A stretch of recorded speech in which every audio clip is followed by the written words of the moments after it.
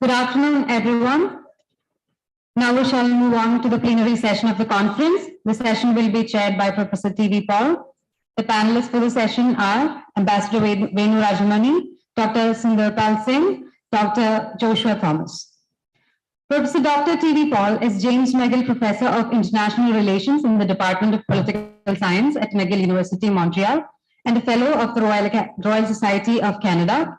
Professor Paul specializes in international relations, especially international security, regional security, and South Asia. He's an erudite distinguished fellow of CPPR. Ambassador Venu Rajamani is currently Officer on Special Duty in the rank of Chief Secretary, External Cooperation at Government of Kerala, Professor of Diplomatic Practice at OP Jindal Global University, and former Ambassador of India to the Netherlands. He was also the permanent representative of India to the Organization for Prohibition of Chemical Weapons and responsible for India's relations with the International Court of Justice, the Permanent Court of Arbitration, and other legal institutions in The Hague. Dr. Sundarpal Singh is Senior Fellow and Assistant Director, Institute of Defense and Strategic Studies, and Coordinator, South Asia Program, IDSS, S. Rajaratnam School of International Studies, Singapore. His research interests include Indian foreign policy, the geopolitics of Indian Ocean region, and Southeast Asia, India relations. Before joining RSIS, Sundarpal Singh was a Senior Research Fellow at the Institute of South Asia Studies and a postdoctoral research fellow at the Faculty of Arts and Social Sciences, National University of Singapore. Dr. Joshua Thomas is the former Deputy Director of the ICSSR Northeastern Regional Center, Shillong, and was also Coordinator, ASEAN Studies Center, Ministry of External Affairs, Government of India. He's known for his pioneering research in diverse fields of social sciences in Northeast India, related to ethnicity, insurgency, peace process, border trade, displacement, and India's relations with neighboring countries, particularly with Bangladesh, China, and Myanmar. Now I request Professor T.V. Paul to take over the proceedings.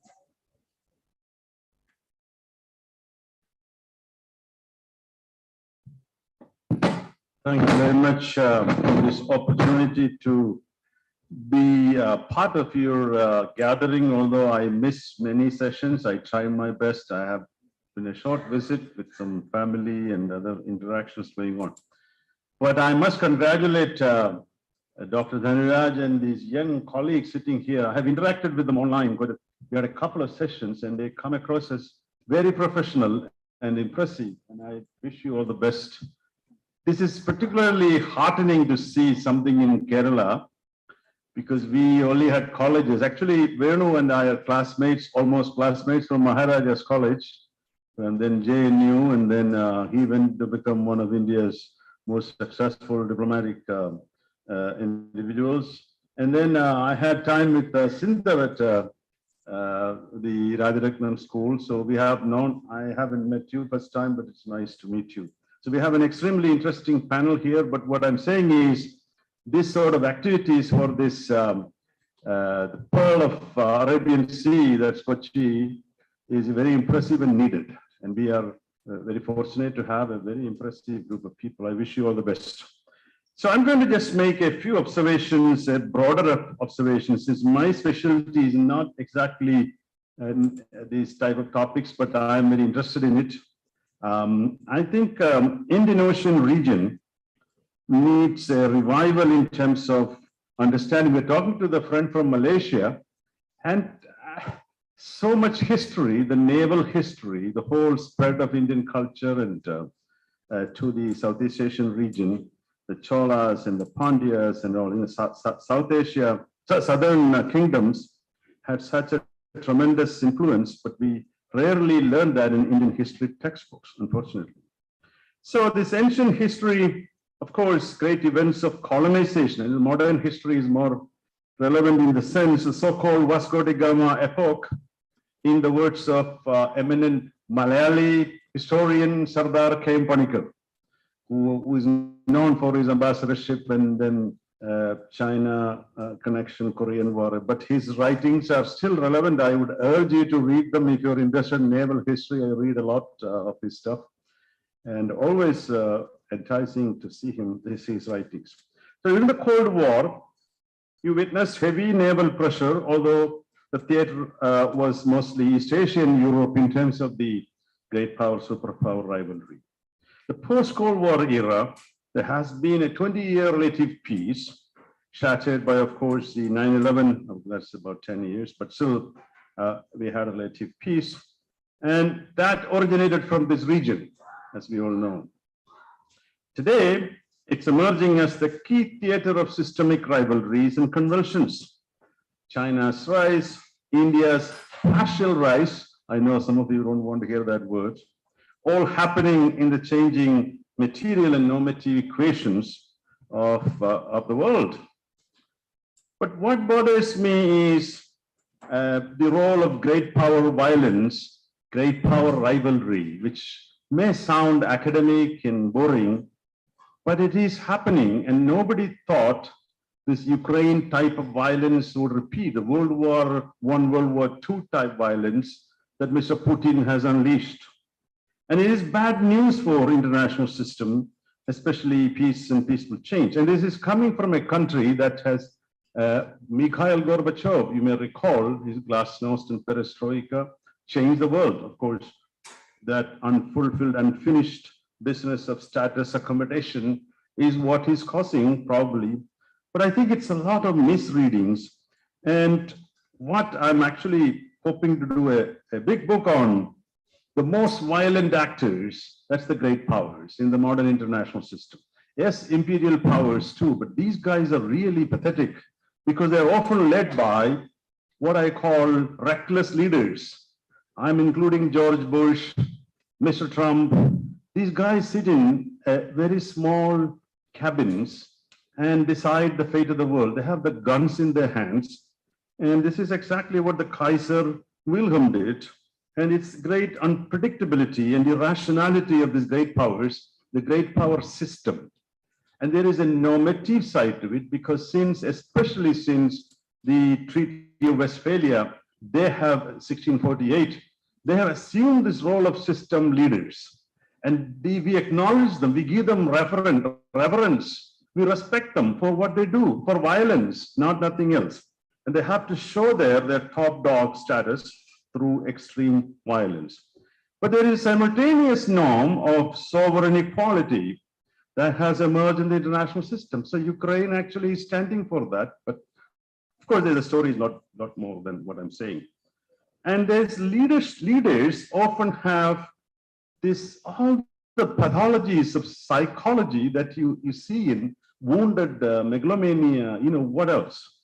And they are really not peacemakers, but they create this, there's a famous scholar called Tilley, his idea of security racketeering. I don't know, you know this idea, which in many countries, the security forces are the biggest racketeers. They create problems and then they are called to settle the problem. That's what Tilley's idea of security racketeering. So I want to apply that concept to international system, and these great powers are security racketeers in regional context. So I'm trying to be less diplomatic here, but well, we can discuss. And they have a major interest to engage in this violence because they manufacture weapons. They want to spread the weapons around. Now, we are in the throes of that kind of a rivalry in the international system, especially in Asia Pacific. Yes, some of you think that probably China is not getting there. Clever strategy China is playing with, but it still has the possibility of escalation. Sometimes it's beyond the capacity of individual countries.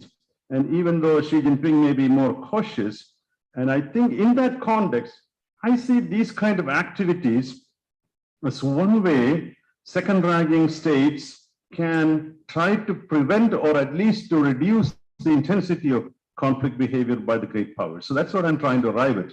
We need to do this more because otherwise they would like to engage, become the top dogs by whatever means. Now, limited rivalries are good. As you know, South Asian states, small states have accomplished a lot through period of limited rivalry with India and China, for instance. But the moment it becomes an intense polarity, intense rivalry, the smaller states could suffer. So I see Australia, India, Japan cooperation in that context. We were talking about it has potential as a self-balancing instrument, economic cooperation, all aimed at what I would say preventing the hegemony of one power in this region. And that is in the context of China's BRI. Now, many people think it is not driven by, or it is driven by commercial interest only. But I do see a little bit of an East India Company model here. And that is what is seeing in Sri Lanka is the debt trap. Of course, the Chinese don't want to take over the entire country, but there is that desire of debt trap causing this problem. And so these parallel efforts by Australia, by India, Japan, Quad, I think the Quad could become a lot more commercial oriented. Of course, there is talk all the time about how to restrain China. And also to show to the world that you can have a developmental model that is devoid of too much of debt or dominance by one power. So however benign that may sound, the Tianxia is still a dream of many in China, as I have interacted some of them, and it comes out in many fashions. Of course, some of them are benign, some of them are less benign. So I think we need to look at this as a concerted effort. It has to go beyond simple areas alone, a multitude of areas, and develop a system whereby this G2 or bipolar system in Asia won't happen. That these countries, and I see a lot of people from Southeast Asia sitting here, play a role in the emerging international order. Otherwise, the great powers take over. They have a lot of petty interest and petty psychologies. I'll stop there. I wasn't supposed to speak, but you prompted me to give a broader scheme of things. So I'm going to invite Ambassador Venu Rajamani, as already discussed here, and his take on various matters we discussed in the past few days. Venu.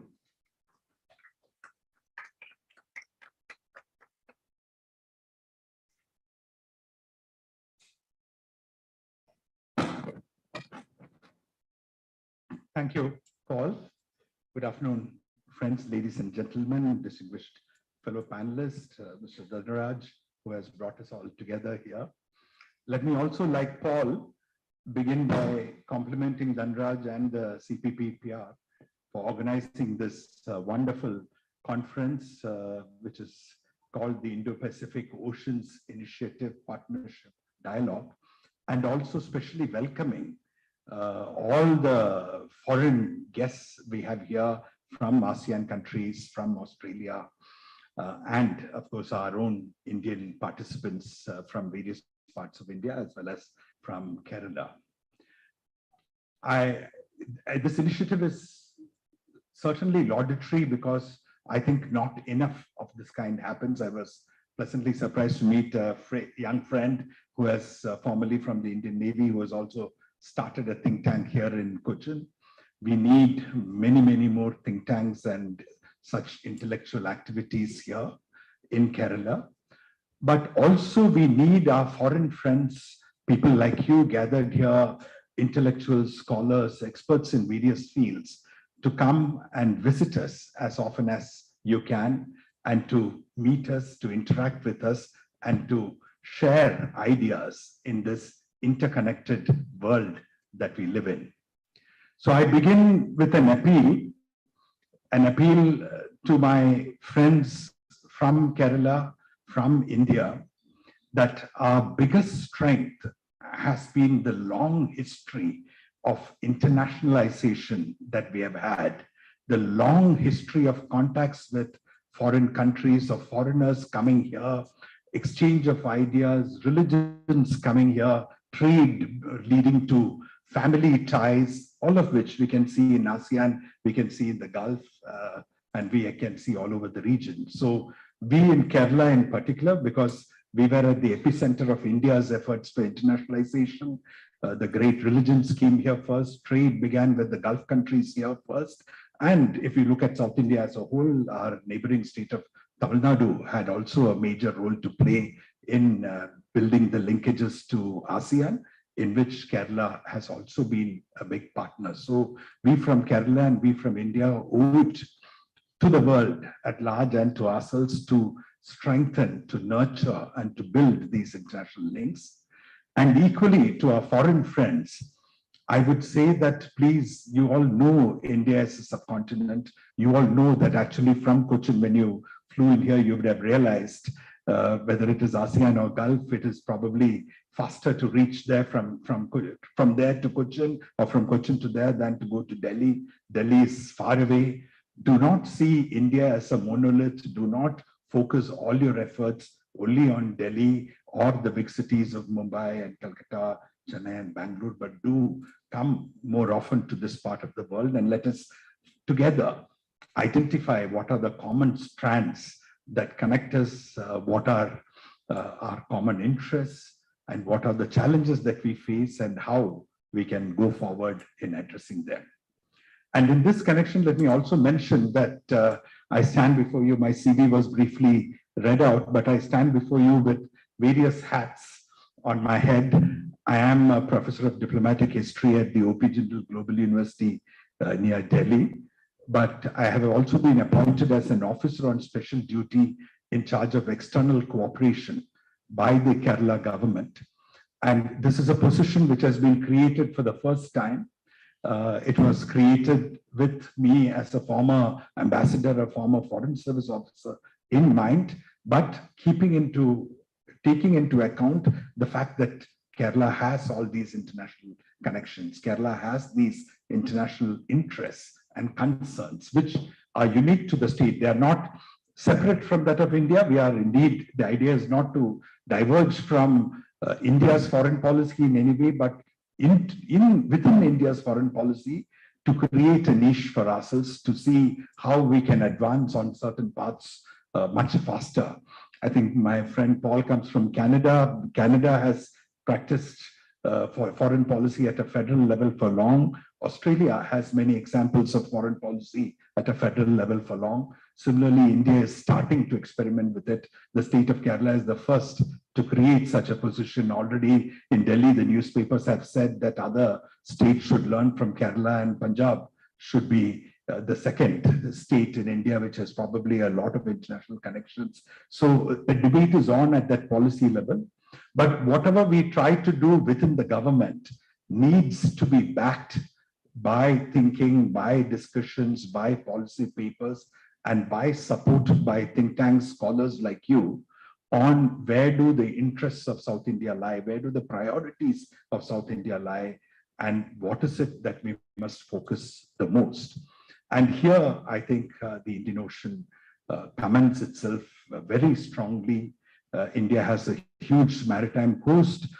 South India, all the South Indian states, especially Tamil Nadu and Kerala, Andhra, and then to the north, Karnataka. These are all coastal states. We have had a long history and tradition of seafaring. Some of the best admirals in our history have come from here. We know the stories of their legendary exploits in fights, in battles with the Europeans, how despite absence of gunpowder and firepower, they did extremely well. And our fishermen have been going into the oceans to fish for centuries. Our traders have been traveling from here to far shores to trade. We have been welcoming traders from far shores to here.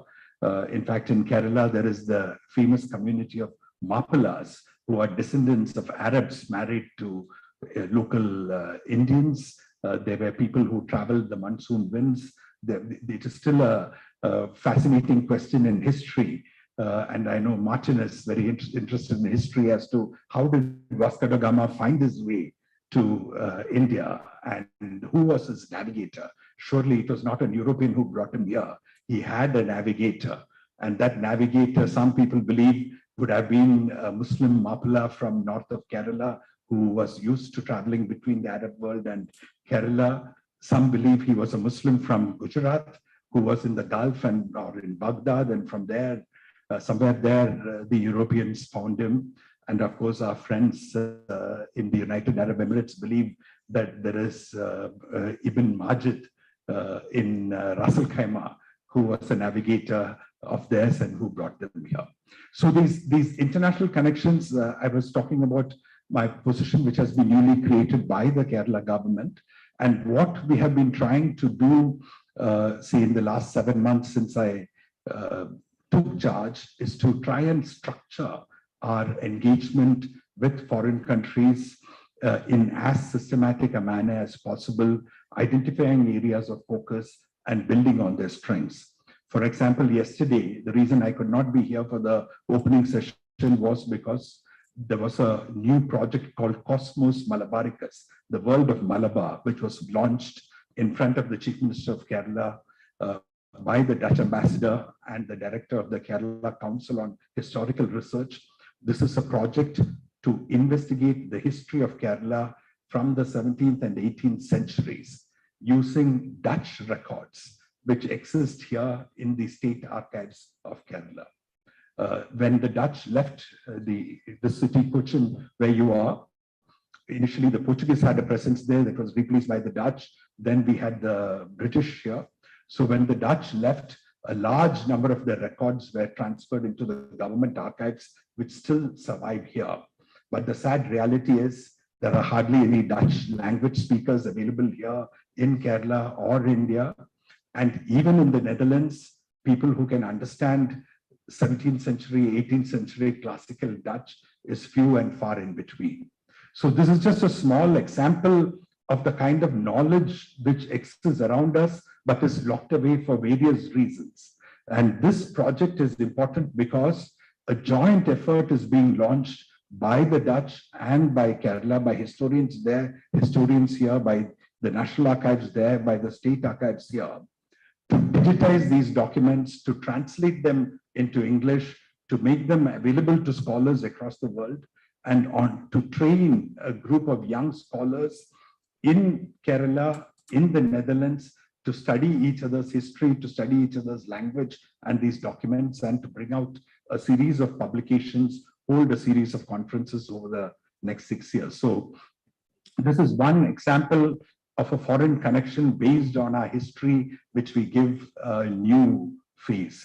But otherwise, we had, I know my Vietnamese friends are here, we had the Vietnam ambassador come here for a day-long workshop, which was exclusively focused on what Kerala can learn from Vietnam in the field of aquaculture and in the field of agriculture. The south of Vietnam is very similar to Kerala in terms of its topography, in terms of its weather, and our Vietnamese friends have done wonders in terms of how they have developed these sectors and how they have developed the food processing sector within their country, which is something that India would love to learn from, which is something that Kerala would love to learn from. So these are just two examples that we have had in recent times. The United States Consul General who came here, who visited the CPPR and had a discussion on Russian invasion of Ukraine and was totally taken aback by the kind of views she heard from a broad spectrum of people here. We've had the Japanese Consul General come here. We have had the German ambassador here recently, and tomorrow I am in Calicut, where the Swiss ambassador is coming for a celebration of what used to be known as the Indo-Swiss project and collaboration between Switzerland and India in the early 60s, which led to a virtual white revolution within the state and pushed Kerala to becoming the #2 state in the country after Punjab in per capita milk production. So I'm just giving these as a few examples to once again re-emphasize what I said right at the beginning, that we must have greater international contacts. We must welcome our international friends more often here into Kerala, into South India, and to our international friends to please, to request them to focus on South India with its unique characteristics as distinct entities within the larger Indian Federation, and to move or to channel your resources and your energies more to this region. And going on from here, going back to the oceans, it is very clear we have had any number of initiatives. India had a Look East policy initially, which went on to become an Act East policy. We have had the Sagar initiative, which has been announced by the current Prime Minister during his previous term. We have had very close links from the Gulf with the Gulf countries for centuries. Even now, the Indian community, and within the Indian community, people from this state constitute one of the largest segments of people in the larger population of the Gulf. So all these are ties which bind us. But going beyond, we also have a Cochin shipyard here. We have a naval base here. It is from Kerala that our Navy can mount expeditions anywhere into the Indian Ocean. There are problems of terrorism. There are problems of piracy. There are problems of what is known as illegal, unrestricted fishing, which happens in the Indian Ocean in territorial waters all over the region. And one very important area which the conference focused on, which is marine litter and pollution. If you look at this state, and if you look at the waters in the state itself, the sad reality is that they are underutilized, both in terms of their economic potential or their tourism potential, but also that they are extremely polluted. In India today, we have an air pollution index, which tells us what is the air pollution level in every city. But we do not have a water pollution index. And we need water pollution indexes. We need determined efforts to tackle pollution waste, which is going into the waters, whether it be industrial waste, whether it be municipal waste, whether it be domestic waste. And we need to look at our ocean as a whole. We need to look at the Bay of Bengal in particular, and look at what is happening there in terms of the marine environment, in terms of waste, in terms of pollution. It is believed that there is a dead zone in the heart of the Bay of Bengal where no fish grows. There is no oxygen there. Scientists have not, they know about the zone, but not enough studies have been done on the zone. It is not known if it is expanding. It is not known if it is moving. This has serious consequences throughout the region, throughout the Indian Ocean region. I'm sure there is growing population pressures on coastal areas. More and more people want to live near the water. They want to live near the coast, but consequently that leads to greater and greater pollution. And there is no regional mechanism which really brings our countries together to address some of these problems. We recently had the BIMSTEC summit in Colombo, and one of the important issues on the agenda of BIMSTEC was marine pollution, was preserving the marine environment. But BIMSTEC is an organization in infancy. It does not have the capacity to bring people together to address large issues in a focused and intensive manner. Similarly, the Indian Ocean IOR ARC, which has been created, is also a relatively weak organization in terms of addressing practical challenges which require multilateral efforts, which require collective collaborative efforts. And here, think tanks and NGOs have to come together and work together to find solutions to the challenges that confront our world. Ladies and gentlemen, I think the oceans, cleaning up the oceans, improving trade and connectivity through these waters, ensuring security, whether it be with regard to terrorism. We all know Mumbai attacks was perpetrated by people who took over a fishing boat. The security challenges when it comes to piracy, an ability for countries of the region to quickly respond to humanitarian disasters, crises. All this are extremely important. And I look forward to working with all of you, working with organizations like CPPR in addressing some of the challenges that lie ahead of us. Thank you very much. Thank you, Dr. Rajamani, for bringing the Kerala dimension to this discourse, which I think is very important since we are in Kerala. And now I invite Dr. Sindhapal Singh from the Nanyang Technological University, a Rajaratnam School, one of the most prominent schools in Southeast Asia, dealing with South Asia too, in addition to Southeast Asia, but I think he's going to talk about Southeast Asia today. Sinta.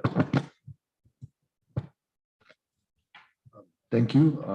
First, let me thank Dr. Dhanuraj and his team at CPPR for inviting me here. Thank you for making the arrangements very smooth. Thank you, all of you. Thank you, my good friend, Dr. Vijay Sakuja, who has had a hand to play in bringing me here. So thank you, sir. It's great to be in Kerala. This is my second time here. As I told some of the people I met today, I think I'm going to put on about 3 to 4 kilos in the 2 days I'm here. So I'm going to hit the gym when I go back. One of those things. Great to see TV, of course. Friend, also mentor to a lot of us at RSI. So great to see you, TV. Let me just quickly start. Before I start, a couple of caveats. I think I've been to a lot of this, what we call, for lack of a better term, track 2 kind of workshops. So maybe I just thought, I know it's the last session, but maybe just at least just tell you what I think the purpose of these meetings are. It's just my view. I think the important part of what we do here is it was firstly very evident in the last session where experts, break down detail. They give you the granular detail. Leaders make speeches, the talking points, senior officials stick to talking points, but in the last session, the panelists, they broke detail down for us so we could understand. Some of the panelists also sort of put out certain policy recommendations that we can think about, and some of these float up, some don't, but some float up. And another task I think that we try to accomplish here is we try to, in a sense, get each other to understand each other's points of view much more easily, because sometimes leaders make statements, and leaders have to stick within certain statements. His advisors say, no, don't say that, stick to the script. We have the liberty of not having to stick to the script. We can have frank discussions. So part of the job, I think, is to break it down. And I think in that spirit, I remember on the first day, I asked a question about why does India think?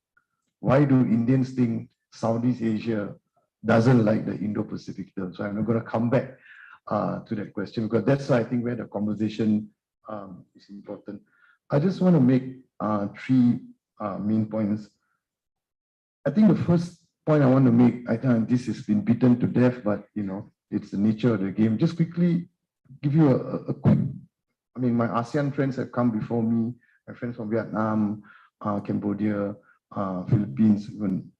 And I think my friend from Vietnam has very clearly laid out what AIIPOI is. I just want to elaborate a bit on that. The second point refers to also the point that Dr. Win has talked about, or maybe I should elaborate about the very nuanced differences between Southeast Asian countries for this term called the Indo-Pacific, and what the implications of these nuanced differences are. And the third is how Southeast Asia actually does not need to abandon the term. What are the possibilities for Southeast Asia embracing the term? Under what conditions would Southeast Asia embrace this term? Firstly, the AIIPOI, I don't want to sound like, we in Singapore, we have Ambassador Bilahari Kaushik, which most of you must have heard. And, Bilahari is known to be very direct and curt, but I don't want to be direct and curt, but to understand that the AIIPOI is not a vision, it's not a strategy. And most importantly, and I heard this a lot over the last 2 weeks, the AIIPOI is not an endorsement of the Indo-Pacific.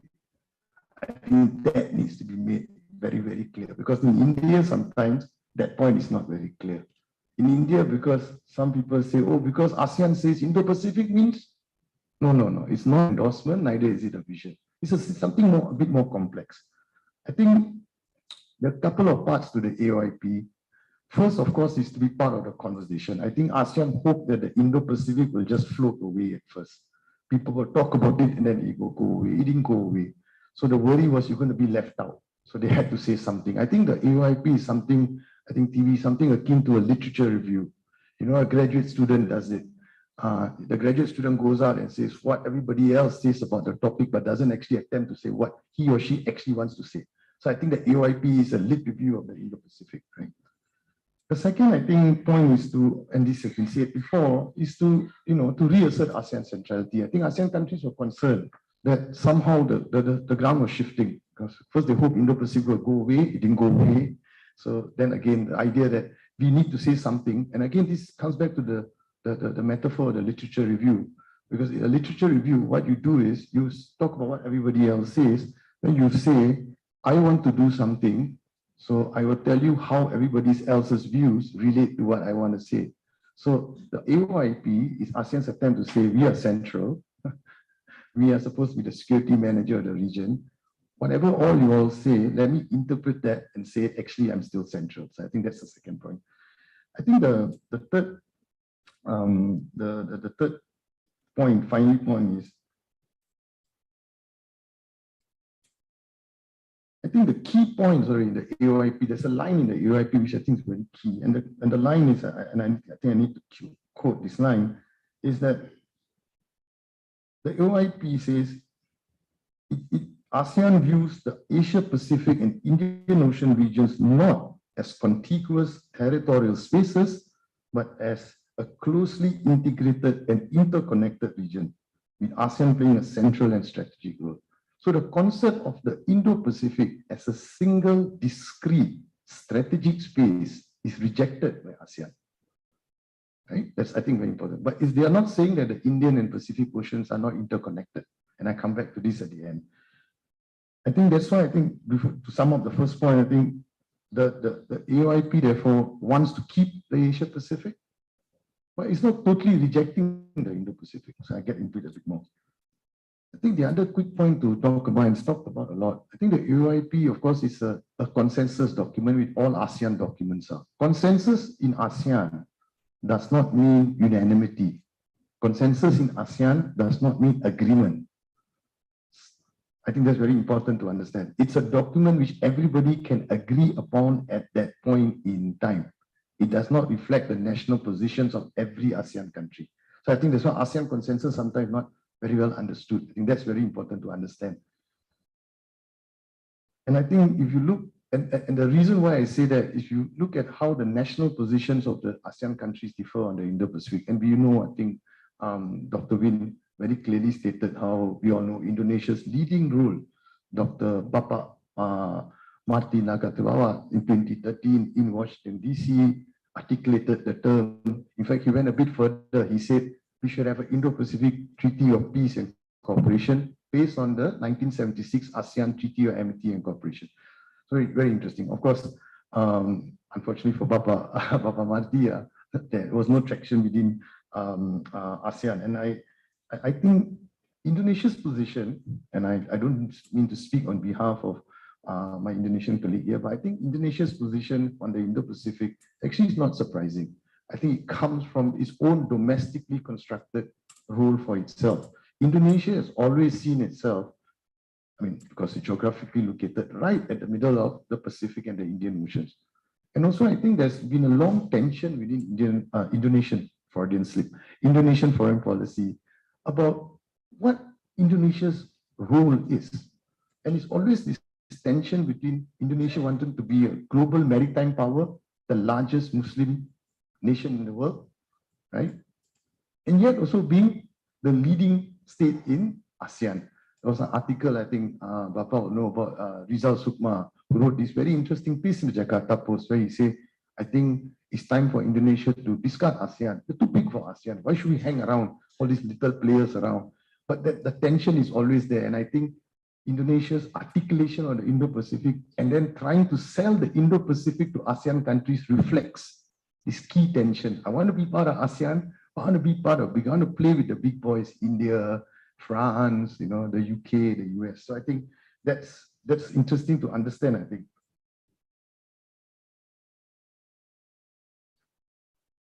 I think one key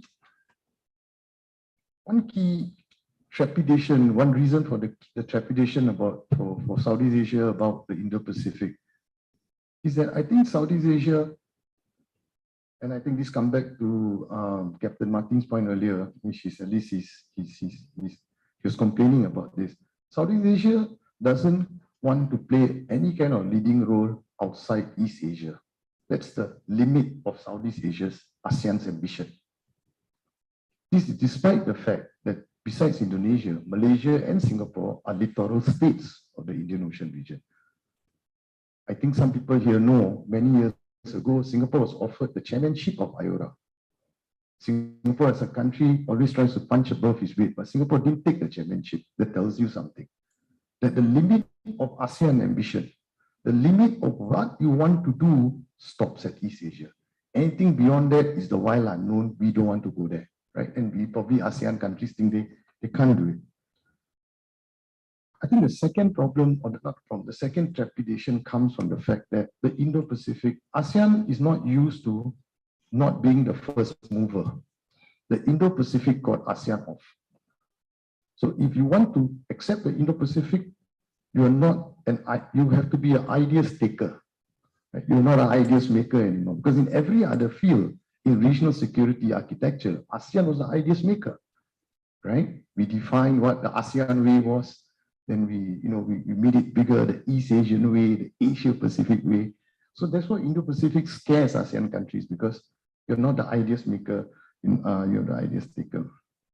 And of course, the last point is China, right? China views the Indo-Pacific as a project to limit its maneuverability in East Asia specifically. And it didn't help that the earlier champions of the Indo-Pacific are the members of the Quad. These are things that you cannot, ASEAN countries understand. I don't think ASEAN countries necessarily say that what China thinks about this is right. But ASEAN countries do see where China's trepidations come from. I'm not saying the ASEAN countries think they are legitimate, but ASEAN countries understand where they come from. If the big champions of the Indo-Pacific are the 4 Quad countries, and the term Indo-Pacific from the very early on gets infused with certain ideological overtones, then it's very hard to bring put the horse back in the stable, so to speak. So ASEAN countries understand there's another trepidation. Now, my last part, TV, I'm really done. I don't think it's a lost cause. And why don't I think it's a lost cause? I would describe ASEAN's stance towards the Indo-Pacific at the moment as agnostic. It's not, agnosticism means you're not, I think it's reference to religion. You don't believe or you don't reject, you're not very sure, right? And I think that's where ASEAN is in the Indo-Pacific. It's not very sure. And one key problem here is that there's no one Indo-Pacific. The Indian and American vision on the Indo-Pacific is very different. And I think Indians legitimately complain there's not enough Indian Ocean in America's Indo-Pacific. So when you ask the ASEAN countries, they're thinking, okay, you want us to sign up, but whose Indo-Pacific is this? We're not very sure, right? So I think that's one issue. But besides that, I think there's a huge incentive for Southeast Asian states to actually use these multiple visions, multiple variations to its own advantage.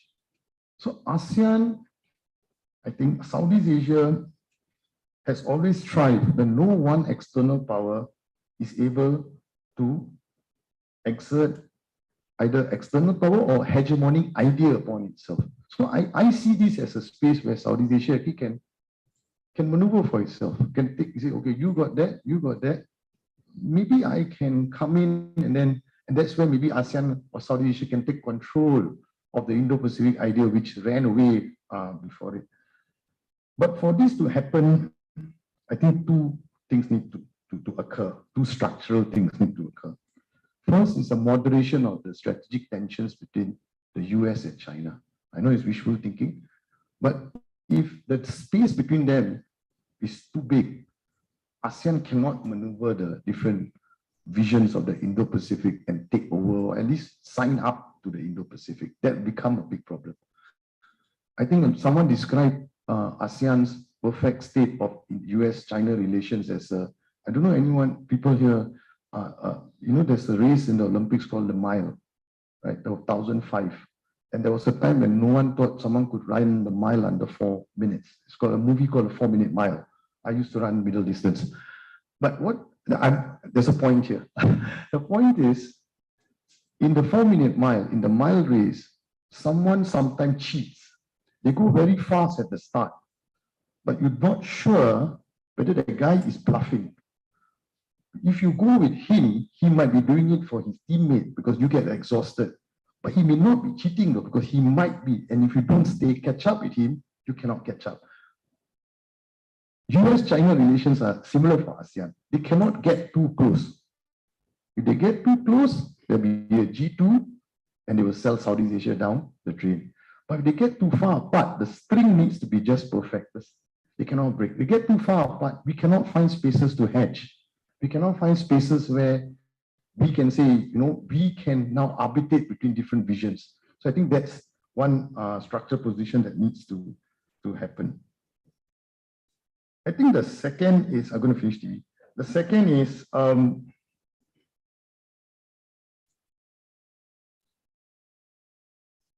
the second point I want to make, and this I think is in the IPOI context. And the IPOI, I think, is very well articulated by India. It's non-treaty binding, it's inclusive, etc. Vietnam, initially there was some voices, India thought Vietnam would join, and Vietnam hasn't joined. For me, that's not the interesting thing. For me, the interesting thing is that Indonesia hasn't signed up. The early champion of the Indo-Pacific hasn't signed up, and there's a reason why. And the reasons are what I described earlier. This problem with the ideational content of the Indo-Pacific term is a highly loaded term. But I think it's not, as I said, it's not all gloom and doom. Last part, I'm just going to finish. There's one way to cross the Indo-Pacific Rubicon for Southeast Asia. And that is representing the country in economic terms, not security. I know some people say, no, we're doing non-traditional, no, that security is security. If you represent the region in economic terms, I think you'll get buy-in, and there's evidence for that. The Americans proposed Indo-Pacific Economic Framework. Some ASEAN countries have publicly already said they will sign up. So this is something that maybe we can find the space to ASEAN to come. And before I go, I think this one last part, I will say, I think the timing of this ASEAN crossing the Indo-Pacific Rubicon will depend on that one central question of IR, how to deal with China. Thank you very much.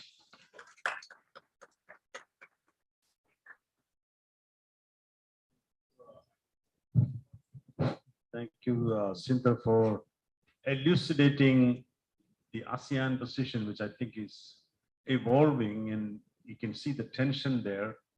They don't want to be squeezed by the G2 or any other formations that they will be suffering as a result of great power contests, is the point I was trying to make initially. So our final speaker is Dr. Joshua Thomas, and hopefully he will have a different take on the subject. Thank you.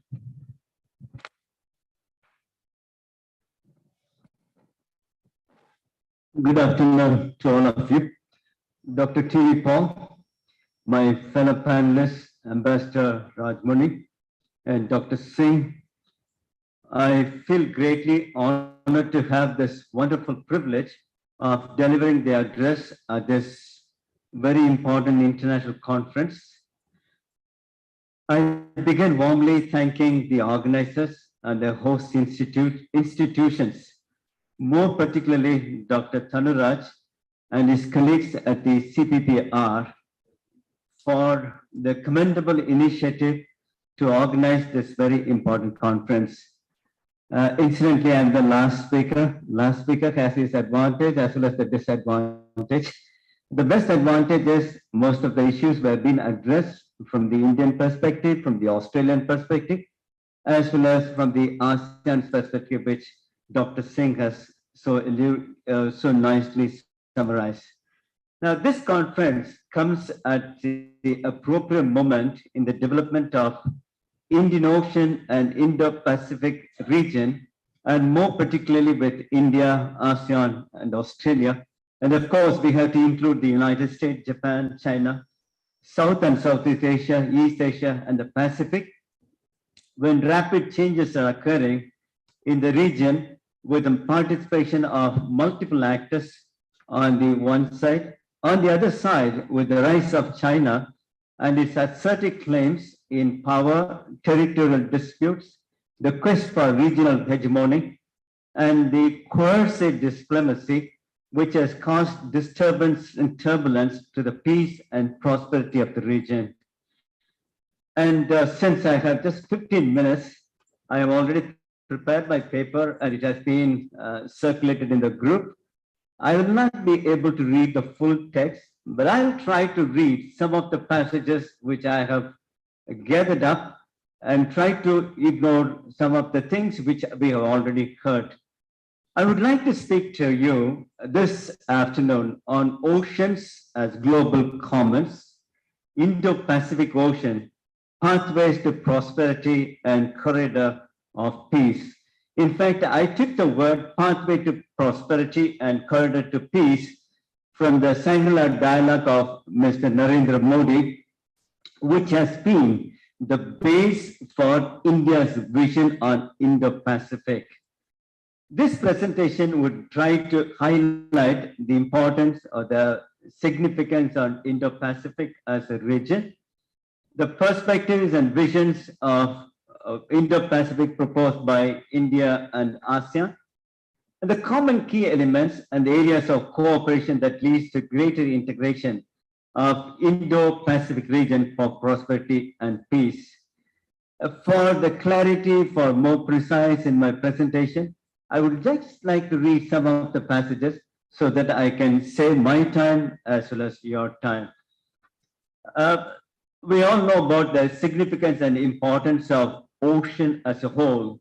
The American strategic thinker, maybe Dr. Paul can say much more on it, Ashley Tellis, he observes that the United States considers Indian Ocean as a global common, and Alfred Mahan, another great American strategic thinkers, he terms as oceans as great highway or a wide common. In this presentation, I have used the term ocean as global commons, signifying that the ocean, particularly referring to the Indian Ocean and the Indo-Pacific Ocean as a distinct cultural, civilizational, and historical link with common senses among the littoral states. Once again, I would like to quote from the writings of Alfred Mahan, who said about more than 100 years ago that the Indian Ocean, whoever controls the Indian Ocean dominates India. The ocean dominates Asia. The ocean is the key to the seven seas.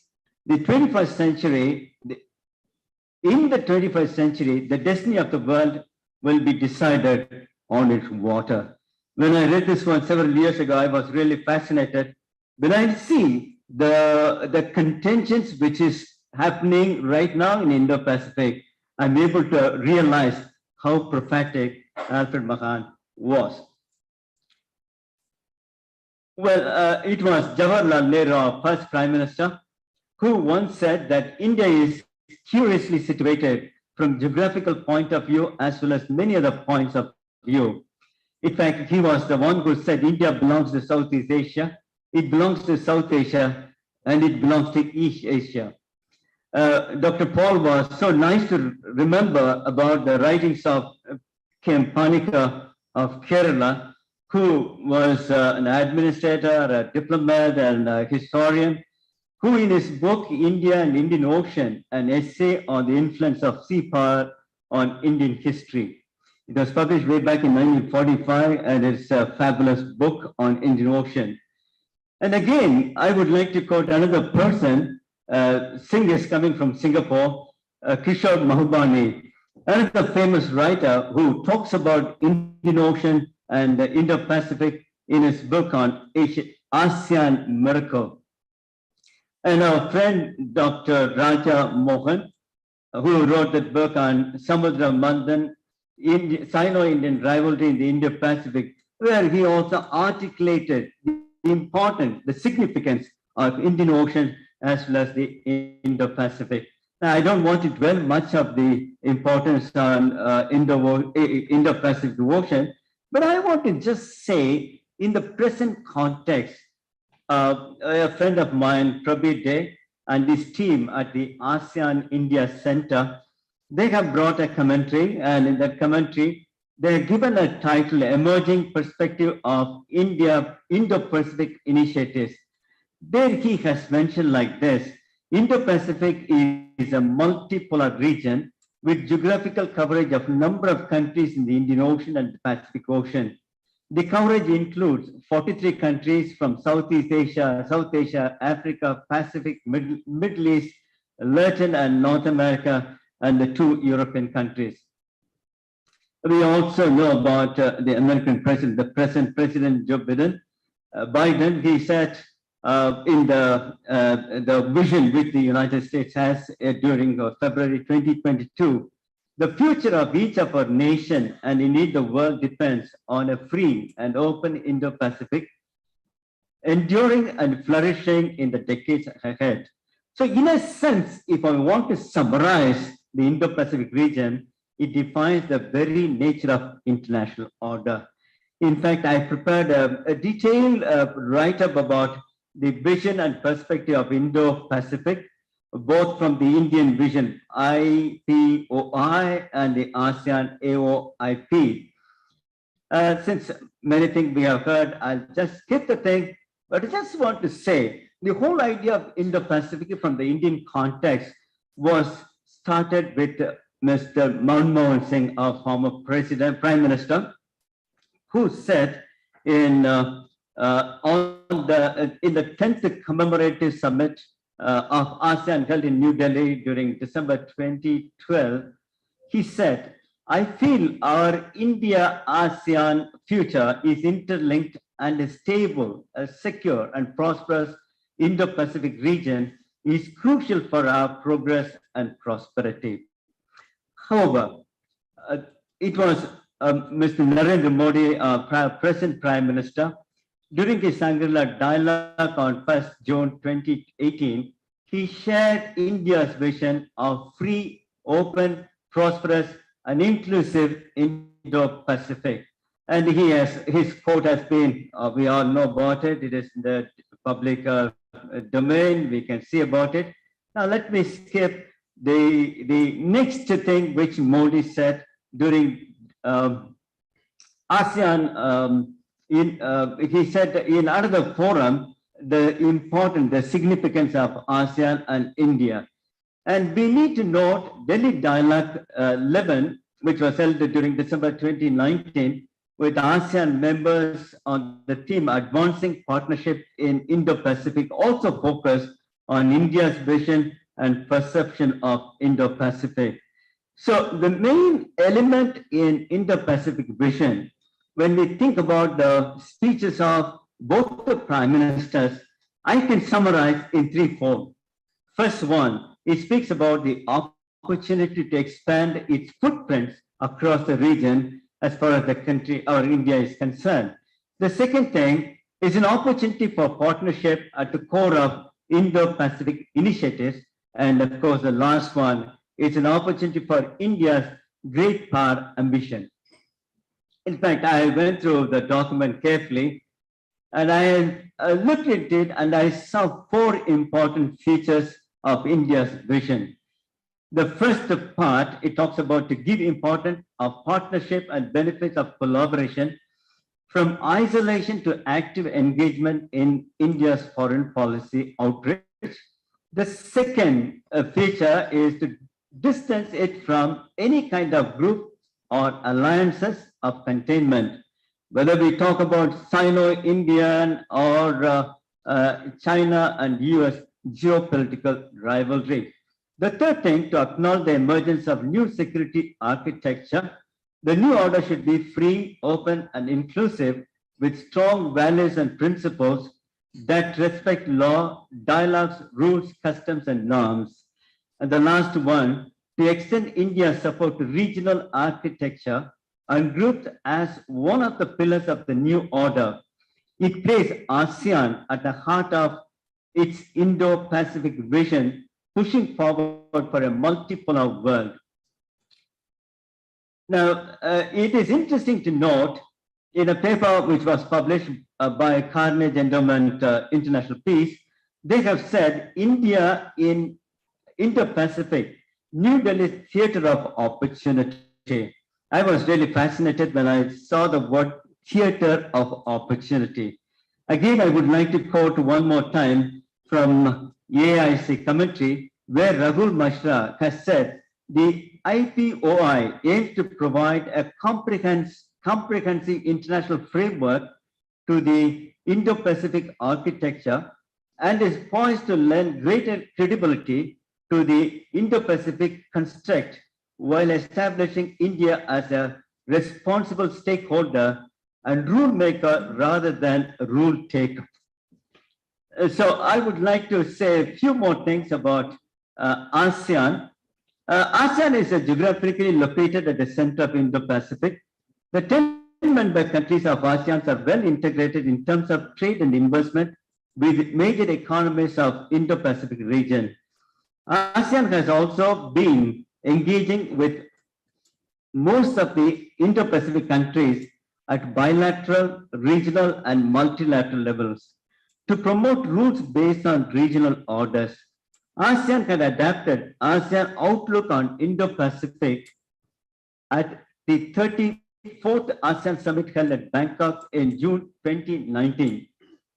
Its aims is based on the proven strength, weakness, opportunities, and threat. We call it SWOT model. The AIIPOI promotes ASEAN inclusivity and ASEAN centrality and emphasizes an ASEAN-led mechanism to strengthen the regional and sub-regional cooperation to achieve the common interests of Indo-Pacific. I'll stop there, then I will just go for the way forward, which I feel it will be good for us as we have gathered from different parts of our country, other parts of the ASEAN and other countries, to learn what could be, what should be from the Indian side we have to take. Indo-Pacific is closely linked with South China Sea, the contested area between China and other countries in Indo-Pacific, which is why close regional understanding, cooperation, and coordination between India, Australia, ASEAN, and other major players in the region is very much required. I'll just skip some of the passages which I read, then I'll go for the core values which I would like to share with you. In fact, Ambassador was about to speak much about BIMSTEC, but he has just touched a part of it. In fact, I had the privilege of organizing a BIMSTEC event in Shillong when I was heading the ICSR Northeastern Regional Division. Now, the sub-regional cooperation initiatives such as BIMSTEC need to be strengthened to play a vital role in Indo-Pacific vision of India as well as ASEAN. Prime Minister Modi in his address at the Shangri-La Dialogue, while sharing on India's vision on Indo-Pacific, eloquently said, "Our sea lanes will be pathways of prosperity and corridors of peace." To make the pathways of prosperity and corridor of peace in the Indo-Pacific region, we may think of the following ways and means to address each concern. In fact, I have put 7 points. I don't have time to explain, but I will just put the points and maybe we can talk about it. Just give me 2 minutes time. 1, to address the security concern. 2, to advocate economic interest. 3, to settle border dispute. 4, to show genuine friendship. 5, to encourage mutual cooperation building mechanism. 6, to treat all the international waterways as global commons. And the last one, to have time for strategic benevolence. Strategic benevolence, recently I learned the term from one of our scholars from the National University of Singapore, where he quoted the strategic balance, how the Americans, they used after the Second World War, even the Soviet Union used after the Second World War. There is a need to have Indo-Pacific order, a need to be built on a consensual agreement, and no single country, state should dominate the system. The order would have the primary responsibility of upholding the freedom of navigation in the entire Indo-Pacific region, ensuring that shipping and air routes to East Asia and beyond are kept open, building closer economic cooperation amongst the countries in the region, incorporating the Indo-Pacific Ocean Development Fund for the development of the region, and in particular, establishing a strong humanitarian assistance and disaster management mechanism to deal with natural man-made disaster. India's role in Indo-Pacific could be that of a balancer, and India should follow a middle path by way of engaging all the major powers, whether it is the United States or China or Japan or Australia or ASEAN. India should chart an independent path for herself, combining the tool of geopolitics, geoeconomics, and geostrategic in furthering the national development interests. The situation in the Indo-Pacific is a unique opportunity for India to prove herself as a serious player to shape Indo-Pacific economic and strategic architecture. Along with this IPOI vision, India needs to have a grand strategy, not a reactive strategy. I would like to conclude with just one paragraph, Dr. Paul. Allow me to speak 1 minute. As America is struggling and in retreat for a prospective offshore balancing, Europe is falling and faltering. India, Australia, and ASEAN are emerging and rising.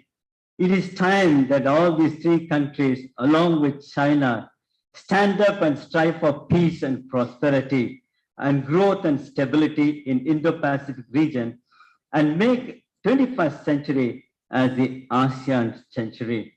In the end, I would like to say that India and the countries in the ASEAN had close relations while there were huge physical barriers, ocean barriers. Ideas could travel from India to change the life in the ASEAN and even in China. Traders and travelers, scholars even braved the mighty ocean and Himalayas to come down to India in search of knowledge. Now the physical barriers as well as the ocean barriers are no longer there with the onset of several initiatives and intercontinental corridors and waves of regional and sub-regional cooperations. But the minds are apart. Therefore, we need to work out exhaustively to bring them together. What people can do on the ground, sometimes it's not possible for states and government to achieve that. We sincerely hope that the people-to-people contact and the exchange programs between the universities and the education institutions, think tanks, and media personnel will bring language, culture, and relationship much closer for the promotion of universal brotherhood, peace, and prosperity of Asia and the world. In this regard, I only wish CPPR can play a leading role. My good wishes. Thank you very much. Very, very good. I think many of you are ready to take off to the airport or to the railway station. So we have basically 10 minutes. But I thought we'll take a few questions and perhaps the panelists can address some of them. So, yes, Dr. Shakti. Thank you very much. Thank you very much for sharing your political perspective. I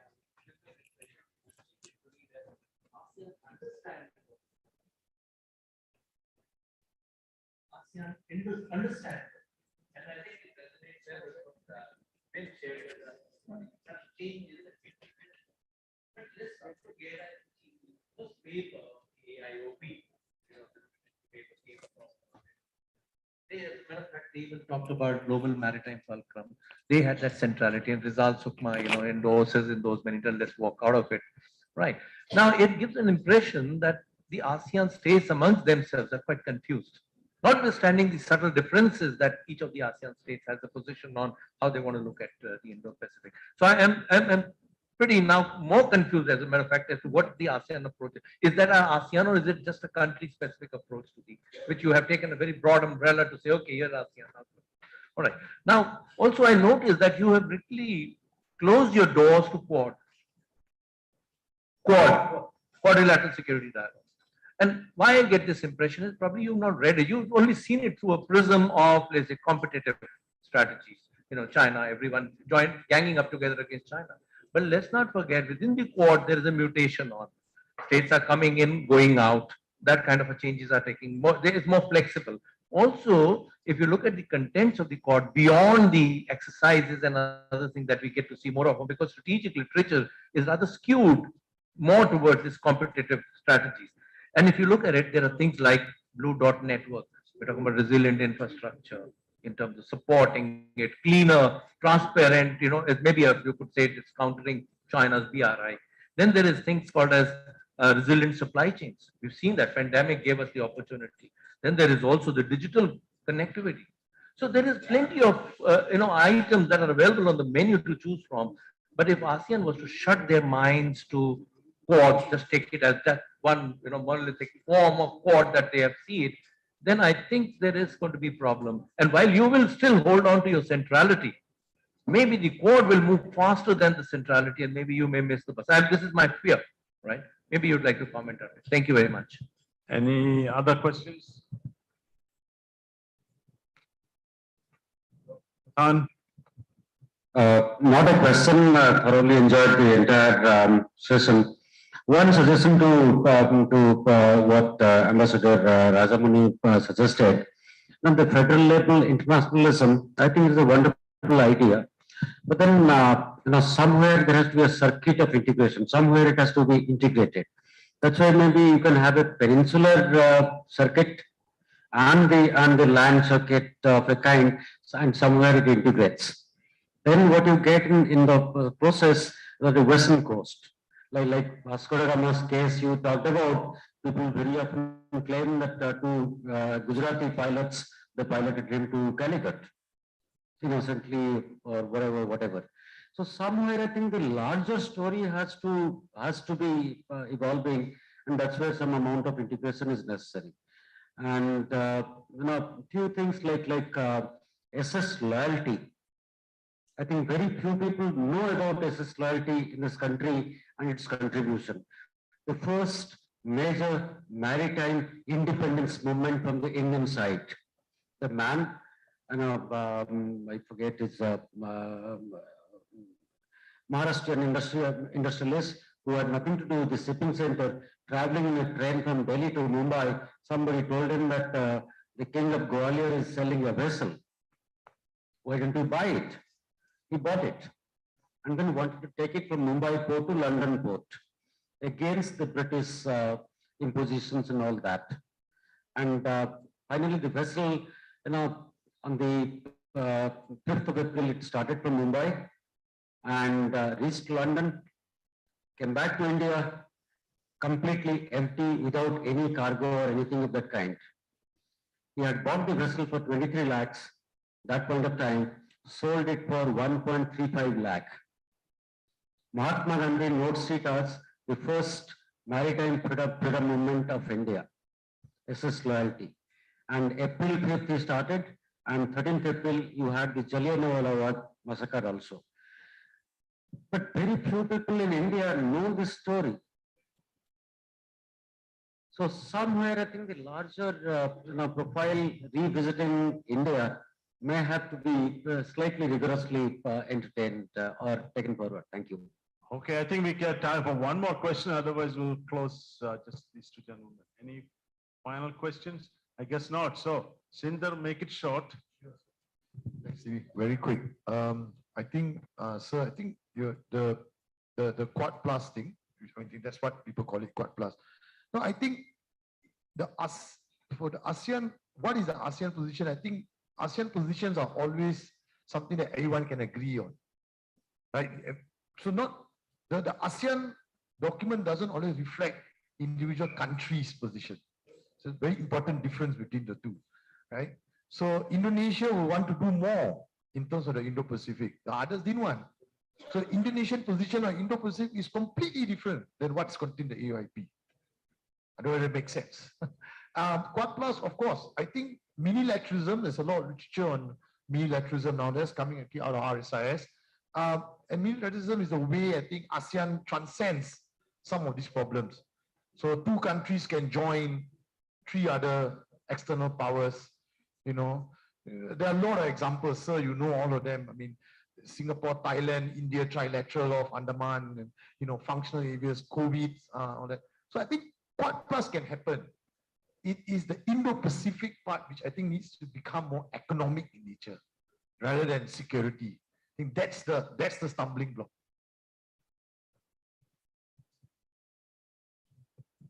Well, thank you for the comment, Mr. Pradhan. Creating a foreign policy for a country as large and diverse as India is not an easy task. But in the process of bringing the various strands together, necessarily there is a centralization which comes to work. What I was arguing was that we also need decentralized narratives. Certainly, we are trying to start here from Kerala in a different manner. And if you bring Tamil Nadu and Kerala together, as you said, in a peninsular manner, it becomes a better story, a stronger story, a similar story. But indeed, the entire West Coast, Gujarat, there is lots of commonalities here. I think each of the federal structures need to think through and articulate these ideas much better, not in conflict or contradiction to what is being done out of Delhi, but to complement what comes out of Delhi. Thank you. That is exactly what I want to say. We have a vast coastal areas, and all these areas we have vibrant universities where we have very good think tanks. It's good for us to have a larger sort of interaction with our neighboring states so that we can come out with some sort of new ideas, new thoughts. And it will be good for the scholars from the ASEAN country also to visit us and exchange their ideas, to build a vibrant think tank, to give some sort of new shape for the Indian foreign policy. Thank you very much. I'm going to invite the organizers to give the concluding thoughts and see what the next strategy is for the next conference. Thank you. Paul, can I just say, just to, you know, to what Ambassador Rajamani was saying, we believe the name of the pilot to be Ben Zakut, a Gujarati, who is actually of the today's around Zanzibar area from where he picked up, because well before Macaulay had talked, I mean, they had talked about the secret of monsoons was learned by them. Our mariners knew it. And it was Walchand Hirachand was the shipping magnate who bought and sailed Loyalty. And today, 5th of April is the National Maritime Day. We celebrate it.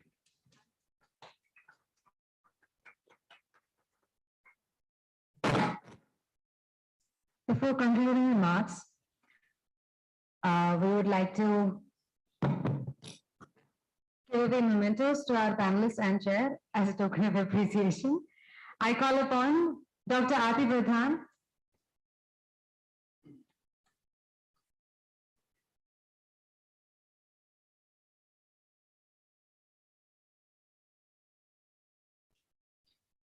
Dr. T.V. Paul,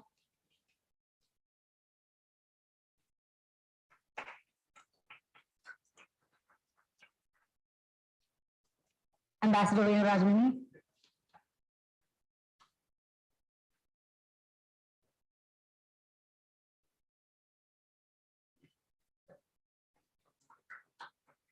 Dr. Sindhpal Singh,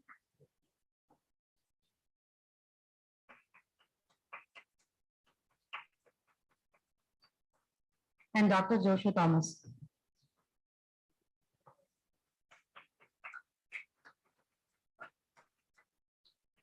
So please come forward for a photograph.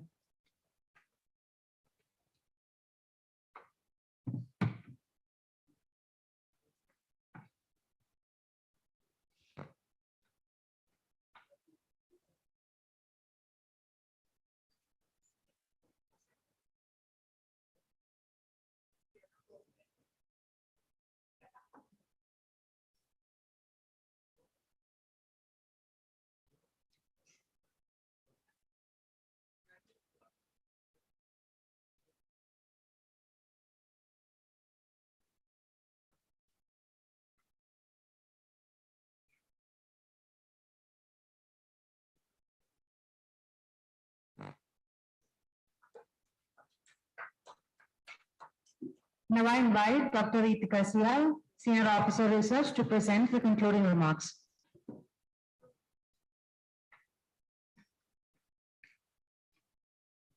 Good afternoon to everyone present here. With immense gratitude, Team CPPR comes to the conclusion of this Australia-India Indo-Pacific Oceans Initiative Partnership Dialogue on Indo-Pacific Oceans Initiative Strengthening International Cooperation, organized by Center for Public Policy Research in collaboration with Monash University, with very kind support from Department of Foreign Affairs and Trade, Australia. It is with pleasure that I take you through a summary of the two-day sessions, and also with the knowledge that the summary does not do justice to the elongated deliberations and the rich knowledge shared during the presentations. The conference started yesterday on 21st April in the early evening with the IPOI roundtable discussion. The session was titled IPOI Scholar Connect, chaired by Mr. K.V. Thomas, and had presentations from scholars across India and the ASEAN member countries.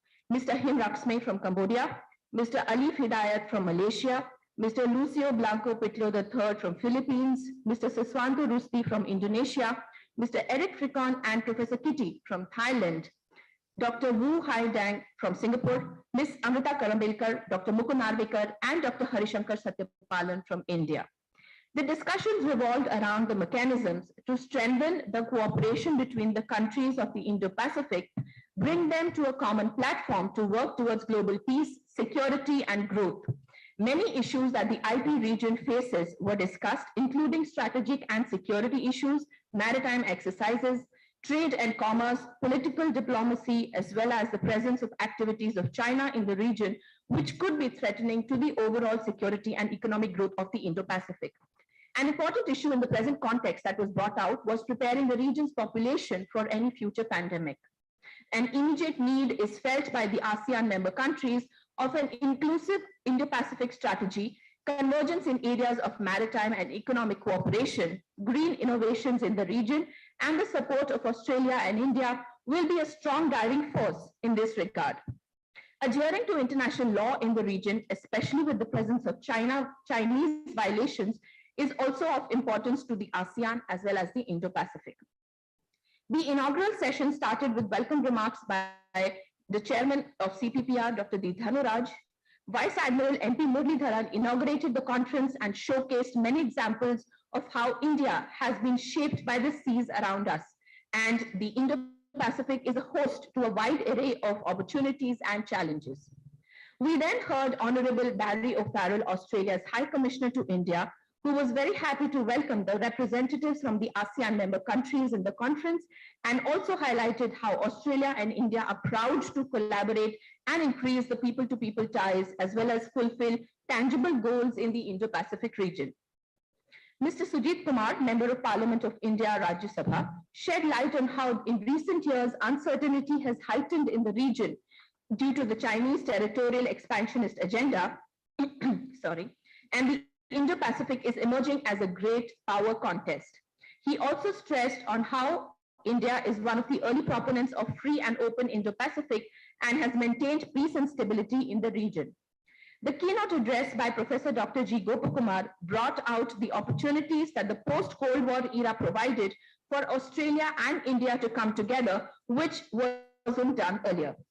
Dr. Gopakumar also emphasized that both Australia and India realize the significance of connecting with Southeast Asia and the importance of connecting with countries in the region for maritime security and for conducting trade. This is possible only when there are peaceful relations in that area. We also had remarks by Mr. Michael Costa, the Deputy Consul General of Australia in South India, Chennai, who brought out the importance of dialogue in the Indo-Pacific region and how Australia and India are part of many bilateral as well as multilateral agreements with, around the region. Australia looks at India as a natural regional partner to deliver the initiatives in the region and strengthen the cooperation. Dr. K. Riji John also gave remarks on the theme of the conference and emphasized the cooperation of countries, which is needed to achieve the goals of the 14th Sustainable Development Goal, which is the life underwater, and reiterated that the Coofos University is supportive of all cooperation initiatives between the countries.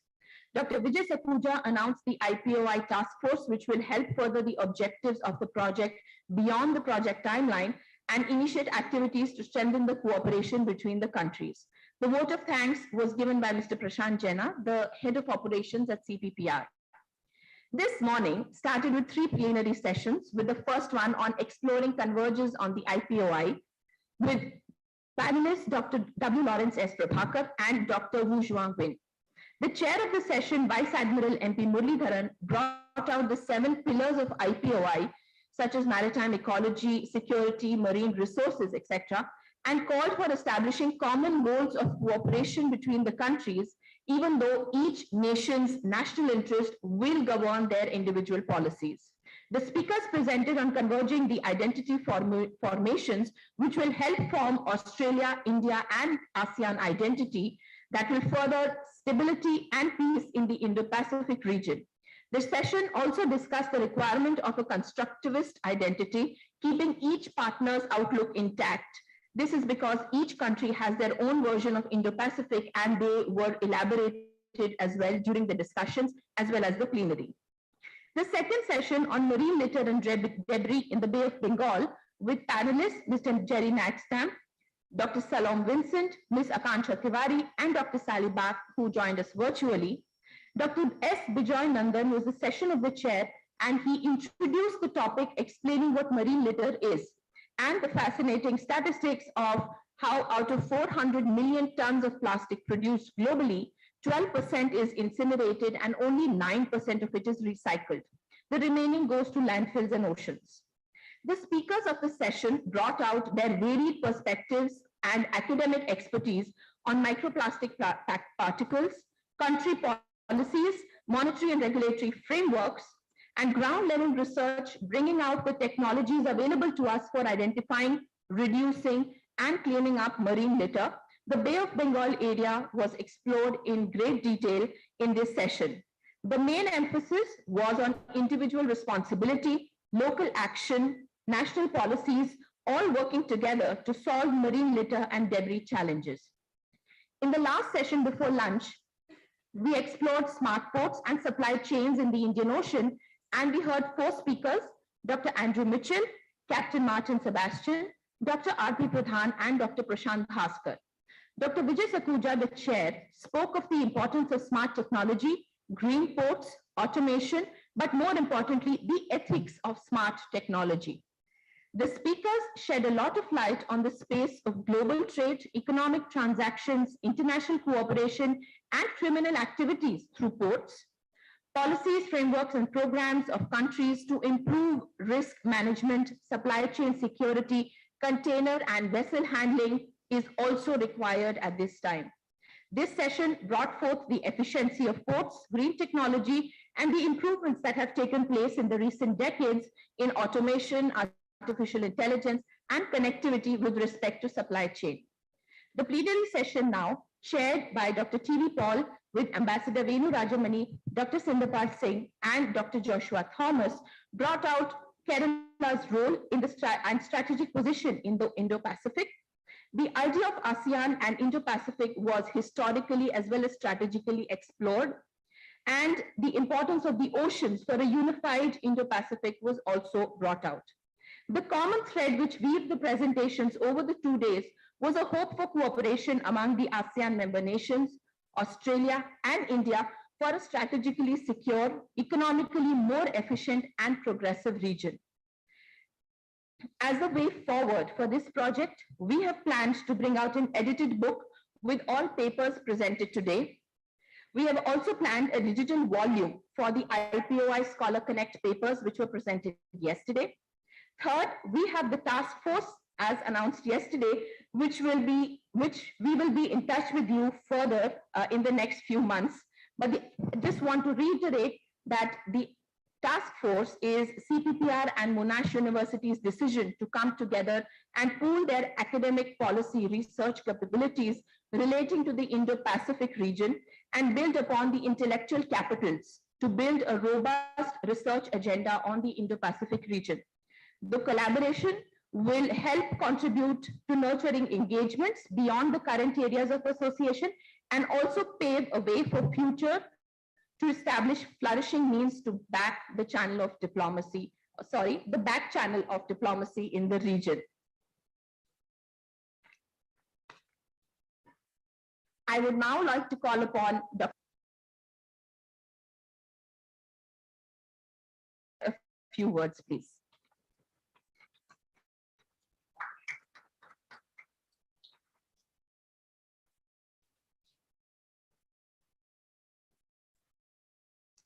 Thanks very much. There's an Australian idiom called to do a Melba, and that's to continue to do something after announcing your plans to stop. And this phrase refers to an Australian singer, Dame Nellie Melba, who performed several final concerts. And I thought of this idiom because we've already had so many closings, it might be reasonable to suggest, it might have suggested to the audience that proceedings were about to conclude. Nevertheless, I'll be short, and it's a pleasure to say a few closing words about which has been a very rich discussion over the past 2 days. The issues raised are very important and very complex, and they need a broad range of perspectives that are both regional and interdisciplinary. And it's been very pleasing that we've been able to assemble such an excellent, distinguished and diverse group from different parts of India and ASEAN countries, and been able to learn so much from each other. So thank you all very much for being part of this dialogue and for your contributions over the past 2 days. Thank you also in anticipation of your continued work for all of the future steps that are required in this project. And of course, I hope that you will stay in touch with one another as well, even after the project concludes, and that this project strengthens the relationship between Australia and India. I think it's very clear that we both share a common desire for an open, inclusive, resilient, prosperous, and rules-based maritime order. I also hope that we see some of you in Australia in the future, and that we can begin to repay some of the wonderful hospitality that we've enjoyed here. So thanks again to CPPR. It's been a pleasure to partner with them again, and thanks especially to their wonderful staff that have been so critical in making this event such a success. So please join with me in thanking them again. Now, although I've been to India numerous times, this is the first time that I've been to southern India. And I wish that I'd had more time to explore the beauty, the history, the culture, and the food. But as another speaker has mentioned, there's a danger because the food is so good that it has already made me wish that it was socially acceptable to eat more than 3 meals a day. So perhaps it is better that I'm flying out tomorrow before I grow beyond the confines of my airline seat. So thanks very much again to everyone.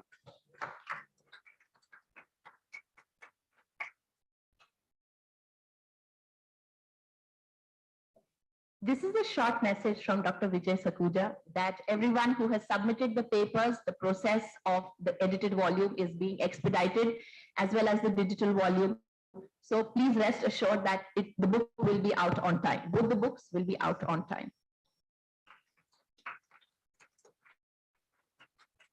I now hand over the mic to Anu Francis, my colleague, for a formal vote of thanks. Good evening, all. So thank you is a prayer that cannot be seen or touched. It must be felt by heart. So I feel honored and privileged to get the opportunity to propose vote of thanks on this special occasion. First of all, I would like to thank Department of Foreign Affairs and Trade, Australian government, for granting us the AIIPOI grant that made the way for the organizing the conference on Australia, India, Indo-Pacific Oceans Initiative Partnership Dialogue on Indo-Pacific Oceans Initiative Strengthening International Cooperation. A special thank you to the Coordination Division of Ministry of External Affairs in Delhi, especially Ms. Ruby Jasprit IFS, Director Oceania Division, for their timely assistance and expediting the visas for our speakers. Also, I take this opportunity to thank our partner organizer, Monash University, for their cooperation and support to make this conference a success.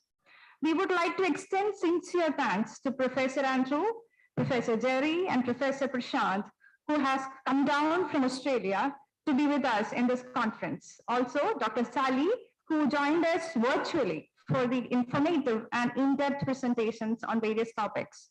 We were truly enriched by them. Dr. Andrew and Dr. Jerry have been our partners, and we have had extended conversations with them over the last 5 to 6 months. And thank you for all the cooperation and collaboration. Thank you, Honorable High Commissioner of Australia to India, Mr. Barry O'Farrell, for taking the time to give us a message on the inaugural. His words had set the tone of the conference. Thank you, Ms. Sarah Kellu, Australian Consul General for South India, for aiding our efforts in organizing the conference and the project. A special thanks to Mr. Michael Costa, the Deputy Consul General for South India, for joining us at the IPOI Scholars Connect, as well as for the insightful remarks at the inaugural session. Special thanks to Ms. Janaki Sriram and Mr. Karthikeyan for coordinating the visit of Mr. Michael Costa. Also, I extend my thanks to the officials from Australian Consulate who have joined us here in person and virtually. Thank you, Vice Admiral MP Muralidharan, for inaugurating the session and sharing his views on the theme of the conference. Vice Admiral has been a constant pillar of support and strength for CPPR for many years. We learned a lot from his experience sharing of organizing these big events like this, and also by always being available for us to consult and plan. I express my deepest gratitude to him from CPPR. Thank you, Professor Dr. G. Gopakumar, for his in-depth keynote address that helped to kickstart the conference. He had strengthened CPPR's activities over the years with his ideas and expertise. His presence at the inaugural session was extremely humbling. I think he left, but I extend my sincere thanks to him. Thank you, Mr. Sujit Kumar, MP Rajya Sabha, Dr. K.V.G. John V.C. Kufos, for joining us for the inaugural. Also, a special thanks to the registrar and other staff members of Kufos for coordinating the university campus visit. I take this opportunity to thank all our delegates who had joined us on invitation.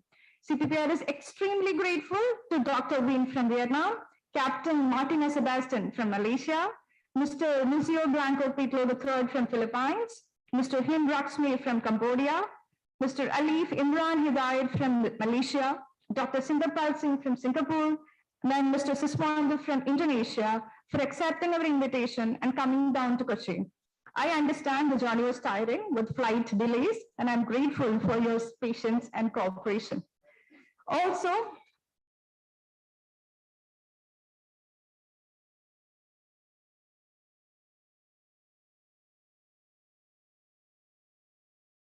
Island and Dr. Dan from Singapore for joining us virtually on both days and engaging in sessions.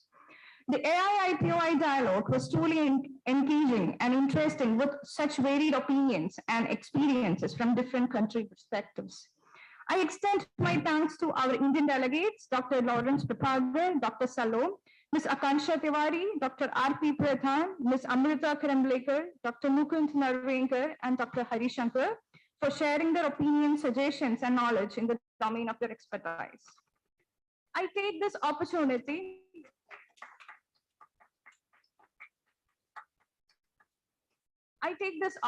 to thank Ambassador Venu Rajamani for his constant encouragement and support to CPPR. I extend my thanks to Mr. K.V. Thomas, Dr. Bijoy Nandan sir, Dr. T.V. Paul, Dr. Joshua Thomas, and Professor K.C. Abraham for being a part of the conference and sharing their valuable experiences with us. Our panel of advisors and fellows have always encouraged us to do our best, and we thank them for good wishes.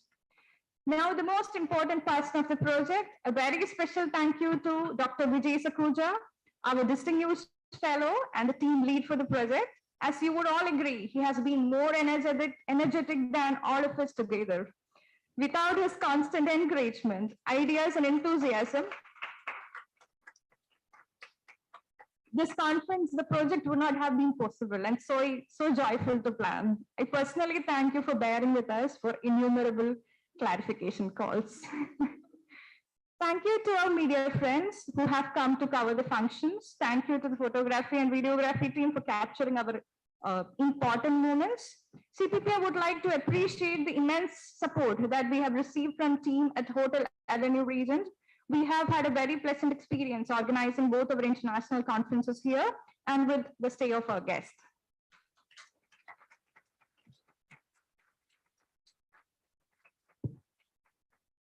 This conference would not have been possible without the tireless efforts of my dearest colleagues. So first I thank our chairman, Dr. Dhanraj, for motivation and vision that he provided us for the conference and this project. Our founder trustee, Mr. Anthony Dawson, for his constant support and timely intervention for helping us to get the required government clearances.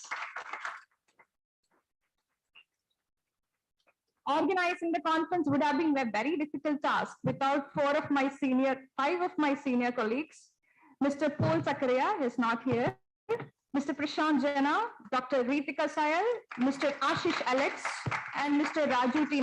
Matthews. Thank you for all your support and encouragement. And I'm so proud to say that we have a great team at CPPR who stood together for making the conference a success. I would like to have each one of you here with me. Please join me on the dais. My sincere thanks to Mr. Arvind Anand Shankar for his inspiring way of working and being indispensable to all of us. Sharon Susan Koshi for hosting the session so beautifully on both days.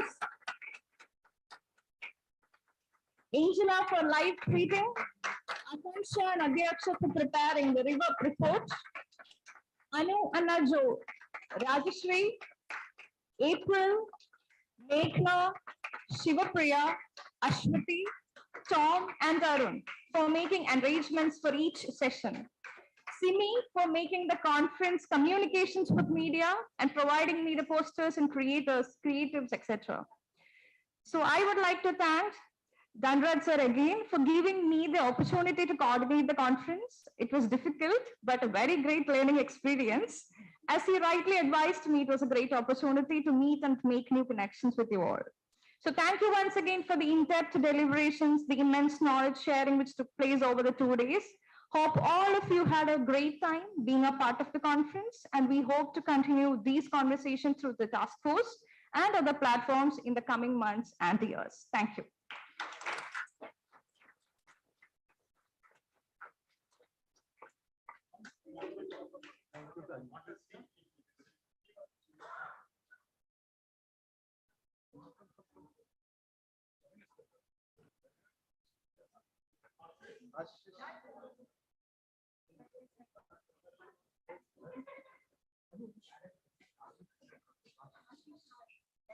Ashish.